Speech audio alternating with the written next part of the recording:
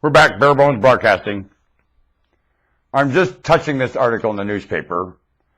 I haven't read it all yet. The first paragraph is awesome.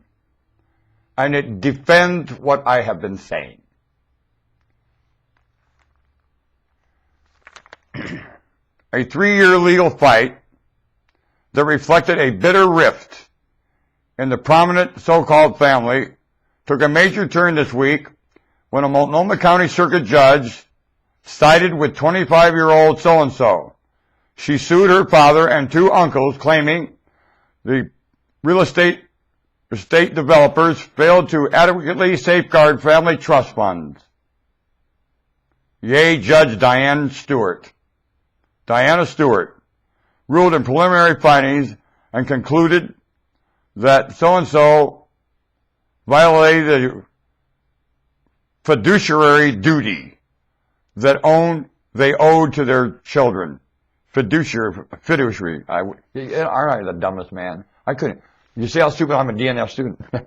DNFer here. Mm-hmm. Yeah, fiduciary. I should be about to had it been yika duty. Yeah, so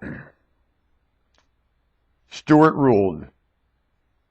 Yea, judge. I like judges. Listen, it's not a foolproof system, of course. You ever heard of Judge Roy Bean? It's not a foolproof system. Except whenever the darn thing works, oftentimes you can find a judge making it work. And when it fails, you can find the judge failing to make it work. And it's kind of like the last word in humanity, the judge. And when the last word fails, I won't argue. It is no good. There's no 2 ways about it. And we ain't arguing at all. It takes confession. And what did Christ say to do about a judge is just a problem? He said, beat on the door of the unjust judge. What did he mean? Jesus said that humans have such a quality conscience that you keep going back and appealing to it. That was the philosophy I get out of this story from this gospel, that I don't think I ever heard half of anything. Well, it does make sense that in a system like this, and this is what Christ was instructing, how to live in a system like this, Roman Judea, that when the judge is unjust, don't give up. That this judge or another one is going to come along benevolently and give you a hand. To work on the conscience of humanity, beat on the door of the unjust judge. Christ had a lot of confidence in judges, didn't he? He did. Yes, he did. And he had a lot of confidence in court. Yes, he did. He sure did.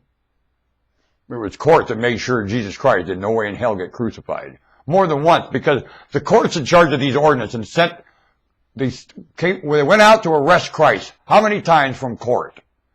And the arresters came back and said, he's not breaking the law. He knows the law and he's not breaking the law. I can't arrest him.